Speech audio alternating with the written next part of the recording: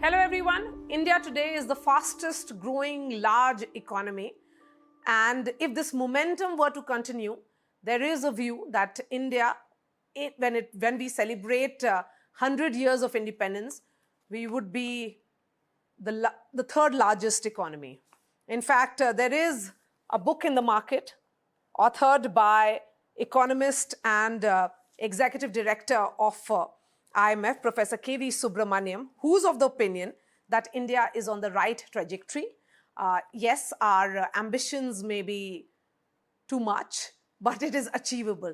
Professor Subramanian, always a pleasure to speak to you. Let me begin by asking you, in your preface, talk about two surveys, two projections rather, Ernst & Young and also by Goldman Sachs. Both suggest that it's going to be an uphill task, but you're still optimistic?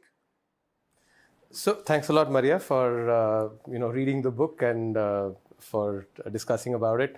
So I wonder why you say uphill task. Ernst & Young projects India to be a $26 trillion economy by 2047. I'll explain why I think that my prediction of a $55 trillion economy is based far more on the fundamentals and the macroeconomic changes that have been happening in India. Firstly, if you look at the rate of depreciation of the rupee vis-a-vis the dollar, historically, the rate of depreciation has been between 3 to 3.5%. And this has happened in an environment where the rate of inflation in India has been 7% plus. In contrast, if you look at the data post-2016, when we implemented the inflation targeting regime, despite COVID and despite the Ukraine war and the resultant supply-side problems, inflation has been on average 5%. So there's been a secular decrease in inflation by at least 2%, since the inflation targeting regime was put in place. And one of the fundamental principles of international economics is that even if, let's say, you leave the real appreciation of the currency, which has been about 1.5% in the past, if the rate of inflation declines, to keep the real value of the currency the same, the rate of depreciation will have to decline as well. So the 2%, more than 2% decrease in inflation will translate one for one into a lower rate of depreciation. And this impacts the growth or the projection through the power of compounding. And let me illustrate that.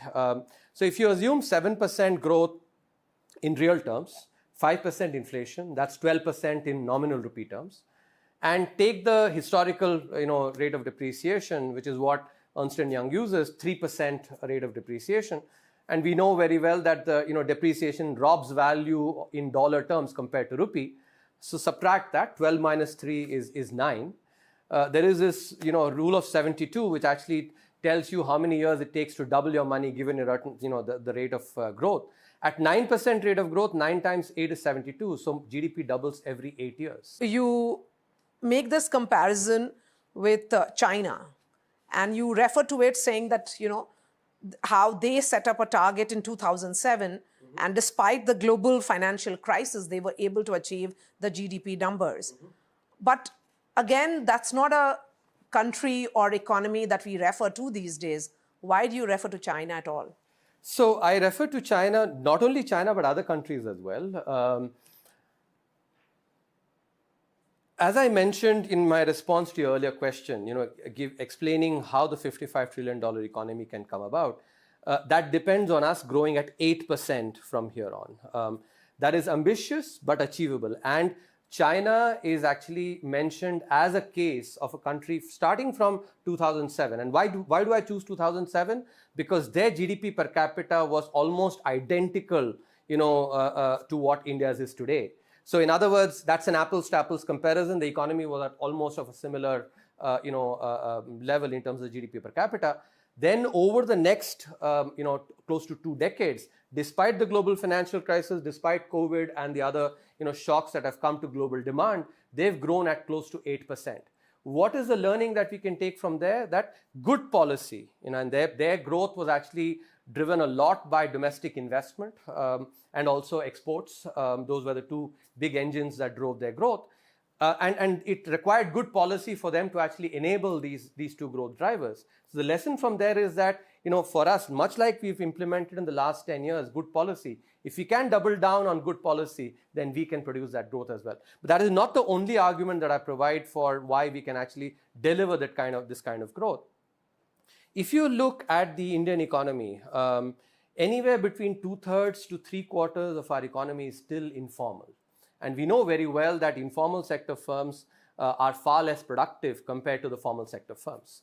And given the public digital infrastructure that has been implemented, and that's a very important initiative that's been taken, the productivity growth and through formalization will be significant. That's one of the key drivers for the 8% growth. The second pillar in your book that will lead to transformation is social, balancing that social and economic inclusion. How will that really happen if you say that the jobs are being created, but there's a narrative that says otherwise? No. Again, let me emphasize what I mentioned. What I'm saying is jobs have been created in the last 10 years using high quality data, but jobs still need to be created going forward. What you and other commentators are actually trying to push this binary narrative that if there is an emphasis on job creation, that means jobs are not being created. No, that is not the case. Jobs have been created, but actually that still requires, because we are a young population, we need to create more jobs going forward as well. We need to skill more people. Why? Because at the same time, while we've done this over the last 10 years, there is technological change that is happening. There is the possibility of artificial intelligence coming in. So we cannot basically be sitting on the good work that has been done. We need to redouble our efforts, and therefore social and economic inclusion, agriculture, economic jobs, all these are really critical elements of the push for social and economic inclusion. India has been in the last 10 years particularly addressing the infrastructure issue, the highways, the bridges that have been constructed, and these are assets for the nation. Yeah. But there is the other viewpoint that the government is not spending much on education, on health. These are sectors which need to be carried along. So again, here, my view is more nuanced. There is a chapter on education, there's a chapter on healthcare. In fact, across 27 chapters, I've actually laid out all the various policy steps that need to be taken, not just in education and healthcare, but across the spectrum on economic policy. I want to make a distinction between education and healthcare. In healthcare, it is important that together both states and center increase the spending on healthcare. If there's this chart, and this was covered in the economic survey as well, that when the public spending on healthcare increases from about 1% of GDP to about 2.5% of GDP, there's a very steep fall in the out-of-pocket expenses that that households have to take out of their pocket to spend on healthcare. And I use the anecdote from the movie Three Idiots. You'll recall when the three characters go and visit Raju's house, and actually Raju's mom talks about how half of our salary goes into taking care of the ailing father. Yes. And that oftentimes is actually an aspect that many poor households have to contend with.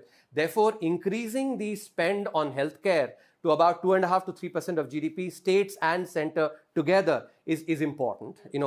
But when it comes to education, it is actually not the money as much as actually the governance and overall the way in which we impart that education. That is what is important. In other words, in the case of education, I don't think the binding constraint really is more budget allocation. The binding constraint is utilizing those resources in a much better way. And for instance, in the context of the NEP as well, I've covered how we can actually improve the quality of our teaching without necessarily always investing only in improving the teachers. There's a lot of now, given the use of online methods and also better teaching material and better pedagogical methods. I'm myself a teacher, and I can tell you, when I started teaching in 2005, vis-a-vis now, I actually have improved significantly as a teacher by just investing in better pedagogical methods. So from that experience, I've also laid out that even at our school level and our university level, we can improve the quality of our teaching. So bottom line, on healthcare, we need to actually spend more, but on education, we just need to extract more bang for the buck for the spending that we are doing. You refer a lot, as you said rightly, to Malgudi days and to things that are very good or easily recollectible, as if I may use that phrase. You talk about roti, kapda, makan. But right now there's also the need for roti, kapda, makan, moving beyond bijli, sadak, pani. So if India were to move beyond all these 6-7 components, which were seen as necessary, say 10 years ago, can that mean that the middle class would have risen and its expectations would have also grown?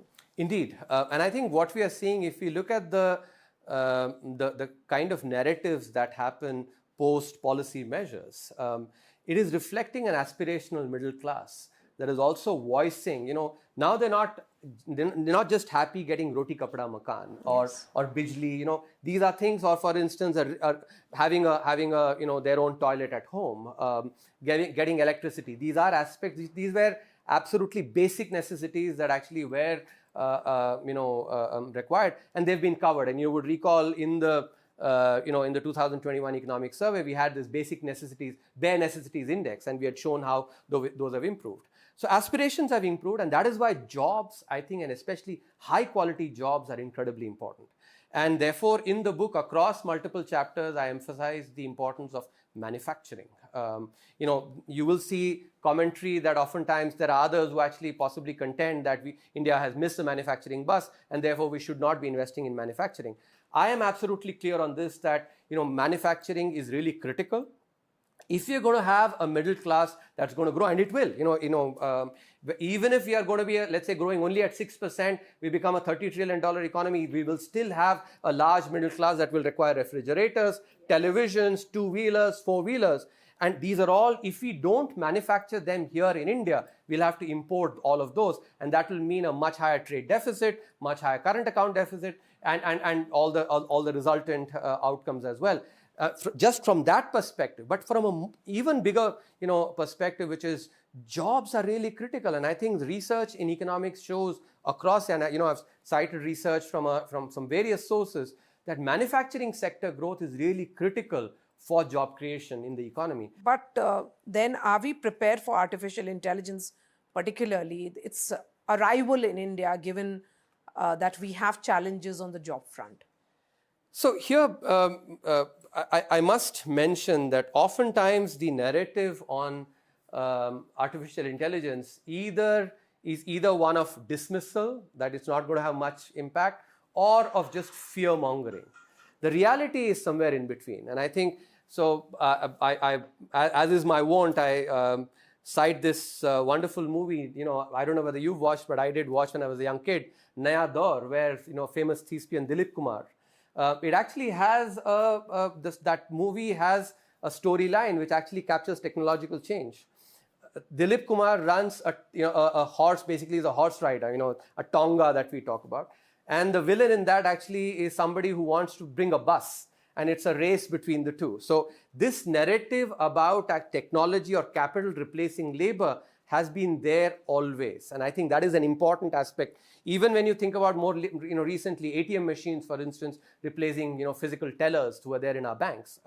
So I think it is important to, when we think about artificial intelligence as well, to keep this perspective that technological change, and many times the fear that basically was created as a result of technological change, has been a constant, as much as the change itself has been there. And I think a fact I just want to point out, if you look at, I mentioned this, if you take the census data from the US in 1950, there were 320 professions or 320 occupations that were, of those 320 occupations, today, except for 40, which is basically, 38 of them changed because of, changes in consumer preferences. Only one of them, which is elevator, the basic elevator operators, that is not there. In other words, after 320, about 280, that's 86% of the professions are still there, 1950 to 2020, a 70-year horizon. So keep all these in mind when we actually, think about it. And I also point out the research at MIT by David Otter and Darren Acemoglu, who show that the impact of artificial intelligence will be there, but it will be more in the form of transformation of the nature of job rather than necessarily job loss. And these are the kind of aspects that we need to keep in mind so that some of the fear-mongering on this is something that actually is seen in the correct light. Since we are in the domain of social equity, you have also talked about judicial reforms, and also you speak about bureaucratic reforms. Yes. While you were working in India, did you face challenges from the bureaucrats? Given that this book is on, on what we need to do for the future, forward, but yes, let me focus on that. Let me, start with a anecdote, and it's a real anecdote that I think captures this. In 2014, none other than Bill Gates, yes, had a chess match with Magnus Carlsen, the world chess champion. And what happened? Bill Gates lost to Magnus Carlsen in just 80 seconds. How much? 80 seconds. Imagine losing a chess match in 80 seconds. So Magnus Carlsen made mincemeat of Bill Gates. Why? Because Magnus Carlsen is a specialist in chess. Yes. Bill Gates. Too many generalists we have. Exactly. You speak about it, right? For all the capability and the incredible accomplishments of Bill Gates, in chess, he's still a generalist. Yes. I would actually, speculate that if, for instance, Magnus Carlsen were to have, gone and let's say contested on software creation, Bill Gates would have made mincemeat of Magnus Carlsen similarly. This example illustrates the importance of specialization. And that is an aspect that we really need to focus on. Given the kind of, especially after 1991, but going forward now, the global economy is, shocks have become very important and very frequent as well. And therefore, specialists are really required to be able to respond to this. Because I think about actually, are very capable people, but Bill Gates, let's say not necessarily specialists, is there a sort of an unequal contest that they're actually having to deal with Magnus Carlsen who are specialists across the table?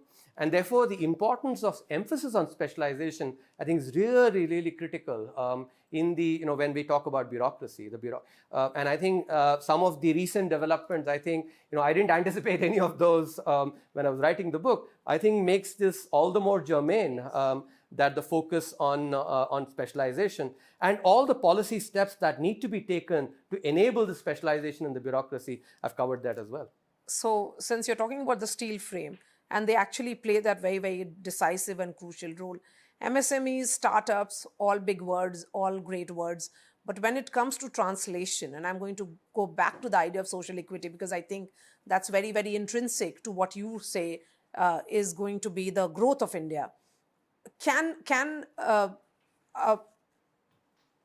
powerhouse India of 2047 take the rural parts of India and the urban parts of India together? Can it take the south and the north together? Can it take the east and the west together? Can it take the heartlands of India together? So if you would recall, Marya, in December, this north-south divide was actually at its peak. And then, of course, now in the next few months, it has died a very quick death. So when one looks at over a 20 to 25-year period, these bubbles that come up actually and, which are made to seem as if they are here to stay, I think we have to be careful in assessing these narratives for what they are. Going forward, I think, in a democracy, social and economic inclusion is incredibly important, as we spoke before as well. I think many of the basic necessities having been satisfied. Job creation, some of the sectors like agriculture, actually, yes. Growth happening there. Those are really important for social and economic inclusion. And in a democracy, if, for instance, some sections, let's say, are feeling that they're not benefiting as much from the reforms, that can create fault lines for opposition. Are you fearing that? In a democracy, because you have used a phrase called empowerment through employment. Yes. So you certainly feel that there are certain marginalized communities who could feel that they are not the beneficiary of the reforms of the government. I think the fact is, in any democracy, at any point in time, it is really important that the various sections of society are carried forward, because in a democracy, you have to have sections of society supporting reforms as well, or by and large support. And therefore, from that perspective, I think job creation and empowerment, empowerment through employment is quite important. Let me again, emphasize that in the last, 10 years, there has been very good improvement on this. But given the young population we have, and given, the need for us to empower them, the emphasis on this is really critical. Ethical, why have you called them ethical wealth creation? Emphasized on the word ethics.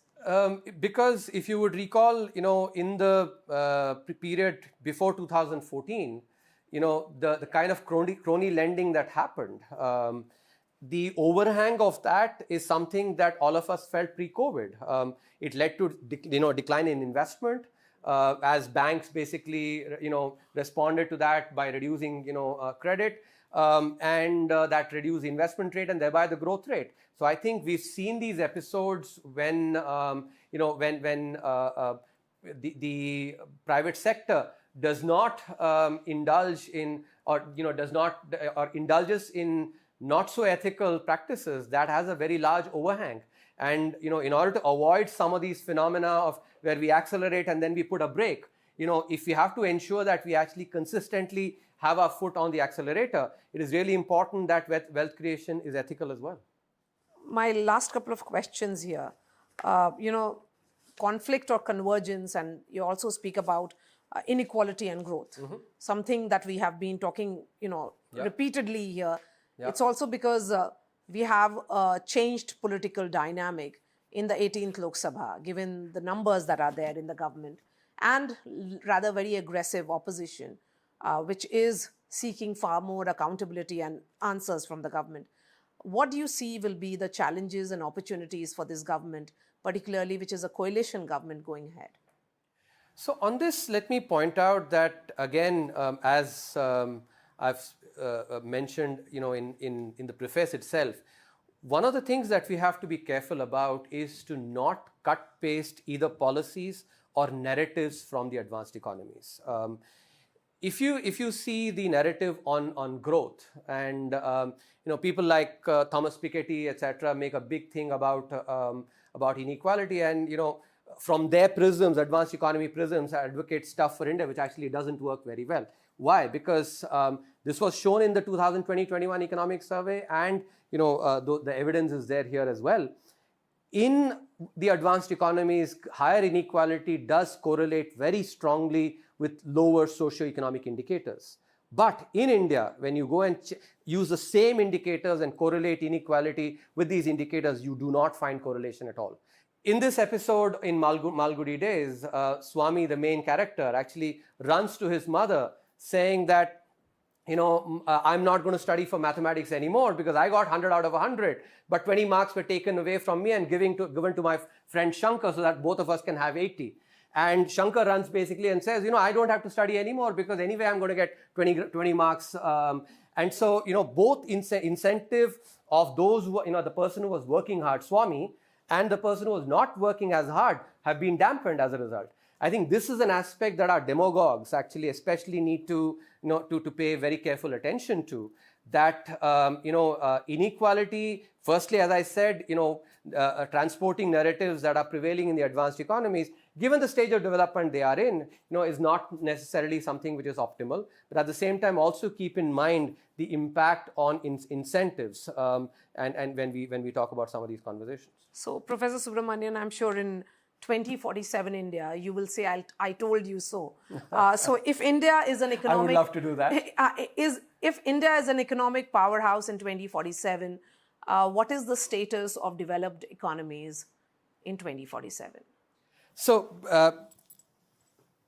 I haven't projected what will be the size of some of the economies that are actually larger. And I think in 2047, the two countries who might very well be still larger than us are, China and the United States. I haven't projected what the size of the economy is, but I can confidently say that if we can grow at 8% from here on by doubling down on good policies that have been implemented over the last 10 years, then we can be an economy that is rubbing shoulders with the largest economy, of that time. And let me end with this. I love cricket and cricket anecdotes. So this book is actually talking about the potential that India really has. In the early 90s, when Sachin Tendulkar was starting to make his mark in cricket, Sunil Gavaskar, who was actually the previous doyen of Indian cricket, said, if Sachin does not score 12,000 runs and 40 international hundreds, I myself will go and try and basically strangle him. He said it in the context of the kind of potential that Sachin Tendulkar had. Now, while he had the potential, just the potential in and itself did not translate into 15,000 plus runs and 100 international hundreds. He had to really work very hard, including when he had that, the tennis elbow, the setback through that, and actually had to find new solutions. And that is something that India has the potential, but we have to redouble on good economic policies and come up with creative solutions when there are potential setbacks like Sachin Tendulkar did. Thank you so much for your time. And this is the book which has been authored by Professor K.V. Subramanian, who talks about what India will be in 2047. I've just started reading the book, but certainly it makes a lot of sense. So thank you so much for joining us, sir.